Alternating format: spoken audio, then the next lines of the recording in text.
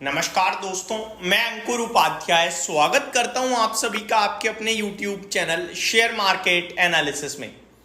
दोस्तों, मार्केट तो कंसोलिडेशन है, यानी कि मार्केट कंसोलिडेशन में है, सुस्ती में है, लेकिन पोर्टफोलियो की धज्जियां उड़ गई हैं और कुछ स्टॉक्स में भारी भरकम गिरावट आ रही है।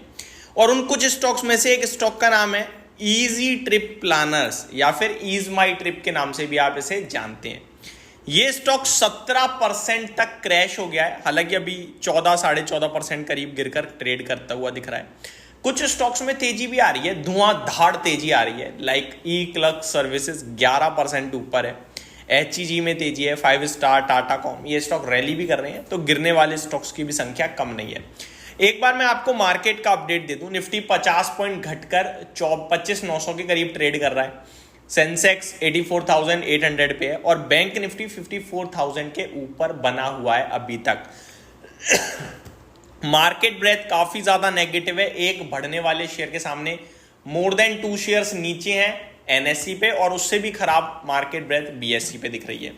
मिड कैप स्मॉल कैप दोनों करीब 0.5% नीचे है, मिड कैप में ऑलमोस्ट 1% की गिरावट है और स्मॉल कैप लगभग 0.6% डाउन है, तो काफी खराब मूड माहौल बना हुआ है। ईज माई ट्रिप की बात करूं दोस्तों, तो अभी ये काफी वॉलेटाइल हो रहा है एक्चुअली में, अभी 14% डाउन है, लेकिन आज लगाया इसने 32.78 का लो। तो यहां पे अगर आप देखें तो इसने 20% का लोअर सर्किट हिट किया है दोस्तों। आज एक बार दिन के दौरान इसने लोअर सर्किट हिट किया है और वहां से उछाल आ रहा है, स्टॉक में बाउंस बैक आ रहा है काफी शानदार। अब किसी के पास है तो क्या करें क्या ना करें दोस्तों। मैं इस स्टॉक पे आपको एक ही चीज बोलना चाहूंगा, अगर ये 35 रुपए के नीचे होता है बंद, या 35.35 जो करंट भाव है इसके नीचे भी अगर क्लोजिंग आती है, तो ये आई थिंक इसकी ना, जब से इस स्टॉक ने आपको लिस्टिंग दी है तब से अभी तक की लोएस्ट क्लोजिंग होगी। हालांकि इसका मेरे को लाइव लो जो दिख पा रहा है वो ऑलमोस्ट नहीं, तब से नीचे ही नहीं होगी। मैं आपको बताना चाहूंगा, एक डेट बताता हूँ, यहाँ पे आ गया ये, वीकली कैंडल पे मेरे को मिल पाया है, वैसे तो मिला भी नहीं था। ये आपको मिला है मेरे को, ये मेरा मुझे मिला है करीब 11 मार्च 2022। मार्च 2022 के बाद का लो लगेगा आपके लिए क्लोजिंग बेसिस पे। मार्च 2022 के बाद के ये लो होंगे, उसके बाद मार्च 2022 से पहले ही इसमें 35 रुपए के नीचे भाव दिखे, उसके बाद कभी नीचे के भाव नहीं दिखे। ये फर्स्ट टाइम होगा जब ये 35 रुपए के नीचे बंद होगा या 35.35 के नीचे बंद होगा। तो अब देखने वाली बात ये है क्या ये नीचे बंद होगा या ये रिकवर हो जाएगा। दूसरी बात, इसमें आज एक सेलिंग भी होनी थी जो हो चुकी है ब्लॉक डील के जरिए। प्रमोटर्स ने, निशांत पिट्टी जी जो है वो प्रमोटर्स हैं, प्रमोटर कैटेगरी में, उन्होंने 8.5% स्टेक बेचा है आज, जिसकी वैल्यू अराउंड आंकी गई है करीब 622 करोड़ रुपए के करीब की। 41.5 के भाव पे ये डील होनी थी, जिसमें 38 रुपए के भाव पे ये डील होनी थी, और 38.7 38.6 के भाव पर ये डील होते हुए दिखी है आप सभी को। कंटिन्यू उसमें सौदे हो रहे हैं दोस्तों। जस्ट अभी 12:30 पे भी एक 33 रुपए के भाव पे सौदा हुआ है 35 करोड़ रुपए का। तो कंटिन्यू उसमें सौदे चल रहे हैं। 14-15% क्रैश है स्टॉक। अब इन्वेस्टर परेशान है, क्या करें क्या ना करें। मैं सिर्फ इतना ही बोल पाऊंगा भाई साहब, बहुत ही रिस्की सौदा है ये, मतलब बहुत ही रिस्की कॉल होगी। मेरे को लगता है आज आपको होल्ड ही करना चाहिए, आपको आज होल्ड करना चाहिए, कल तक का वेट करना चाहिए। रीजन, आज वॉलेटिलिटी हो रही है, कोई बेच रहा है तो कोई खरीद भी रहा है। वॉल्यूम्स देखो तो 72.5 करोड़ शेयर ऑलरेडी ट्रेड कर गए हैं, जहां पे एवरेज वॉल्यूम इसके 2 करोड़ शेयर्स का है, यानी कि आप कह सकते हो उसके सामने लगभग 35 गुना ट्रेड हो गया है, 35 गुना, ठीक है। तो बहुत भारी भरकम वॉल्यूम्स ऑलरेडी ट्रेड कर गए हैं। स्टॉक 14% नीचे है, इस भाव पे भी सौदा हुआ है जस्ट अभी। तो मुझे लगता है एक दिन हमें वेट कर लेना चाहिए। आज ये जो एक्शन चल रहा है वो सेटल हो जाए, फिर कल हमें चीजें समझ में आएंगी। शाम को शायद बायर का भी नाम सामने आ जाए, और सेलर तो हमें पता ही है प्रमोटर है, तो कौन बायर है, कौन बायर कैटेगरी में आया है वो भी हमें शायद पता चल जाएगा।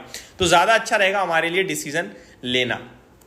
तो IEX आज मेरे को कोई स्टॉप लॉस नहीं दिखता, कोई लेवल नहीं दिखता, मैं केवल आज इसको अवॉइड करके होल्ड करने की कोशिश करूंगा।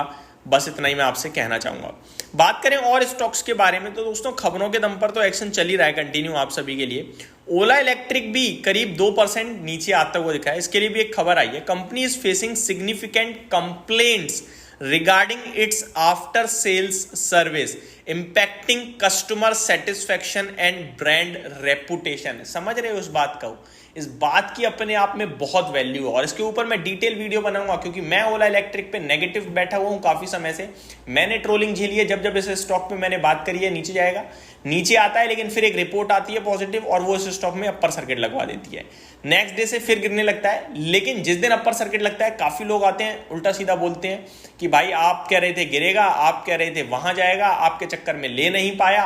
सबको मौका मिल रहा है, ले लो अब जितना चाहिए। और अभी भी आज भी 2% नीचे है और ये 103 105 रुपए से घूम जाता था, आज ये 103 के नीचे निकल के 102 पे ट्रेड कर रहा है। 103 के नीचे इसमें शॉर्ट टर्म ट्रेडिंग चार्ट्स पे भी ब्रेक डाउन हो जाएगा। तो अब बताओ क्या कहोगे?